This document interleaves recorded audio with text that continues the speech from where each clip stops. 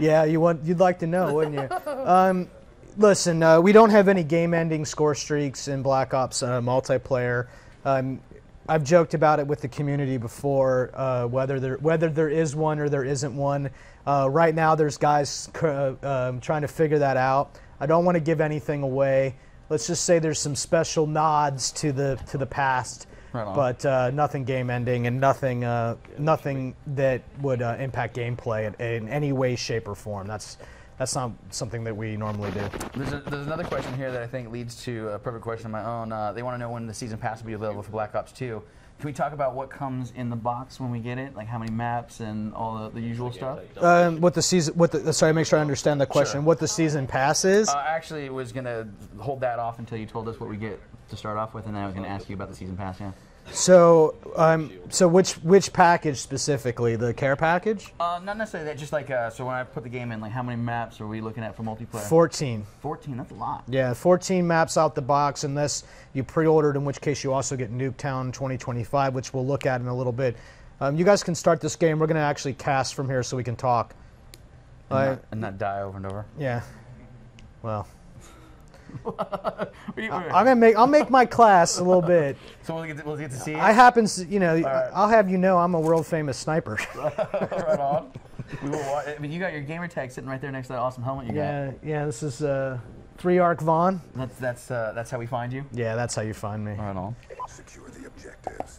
So this is Hijacked, and it's Domination on Hijacked. This is a very pretty small map, all things considered. Not quite as small as Nuketown, but certainly pretty small, so very fast-paced.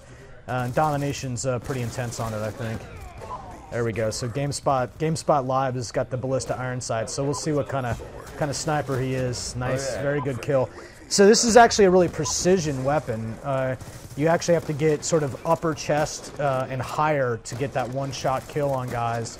But it's actually one of the fastest firing, and you can ADS it really quick. So I would expect the serious snipers to, the serious skill snipers to try to pull out the Iron Sight Ballista and show the world what they're made of. So you can see the hit indicators there because it's not precision shots required.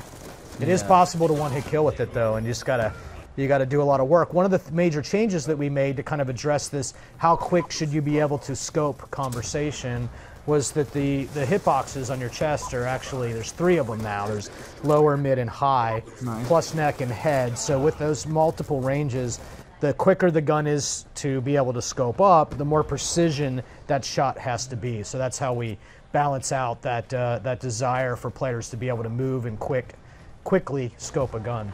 Now, especially on quick maps like that, those quick maps, where it's like the Nuketown, obviously, it's important to have that loadout set up correctly. So you basically got rapid, high, super fast fire guns.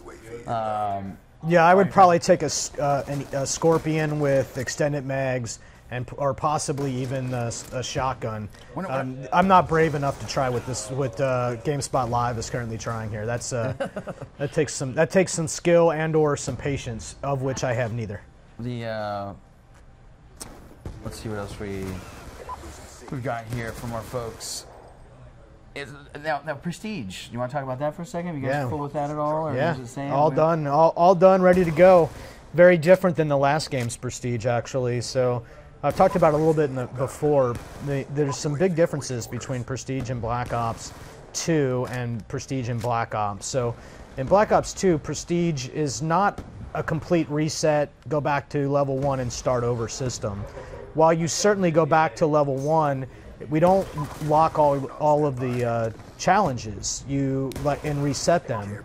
We don't actually reset your weapon progression. So let's say in this Scorpion Evo here, if you've got, say, two of the scopes unlocked, when you get back to whatever level that the Scorpion is available to you again, then those attachments are still there for you. So you can just kind of pick up and then continue the progression where you left it. So some big changes there to how that works.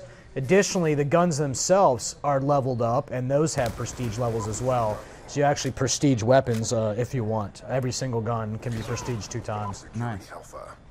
Now, that was that one We saw that crazy rocket that came down and split apart. Yeah, that was the Hellstorm. You can just sort of fly it straight into the ground, but you can also burst it. And he actually just threw a hunter-killer drone, which he'll throw and it'll go out, take off, and then circle and target individuals who are not set up to counter it. How much fun was it being able to do future weapons? Yeah, so the great thing about being able to work with the future technology in inspiration, oh boy, is that you really gives you opens up some gameplay choices. So for me as a designer, what I really liked about being in 2025 is really that we could take a little creative liberty, take some technology that exists today that's being prototyped, and imagine what it would be like. So it lets us all pretend to be futurists or weapon designers. Obviously, we are neither of those things, but lets us get our game version of it together and up and running, and a lot of fun for us, you know. And it lets us try a lot of ideas, not all of which made it. Some of which you can see right now, including this target finder right here, with the vector with the target finder on it, which will standing still, death to you. I'll go back to that question that kicked us off on talking about those 14 maps. What do you guys got going on with the season pass? So the season pass is actually a way for you to get ahead of the DLC. So buying the season pass actually gives you every DLC that will release, and it actually.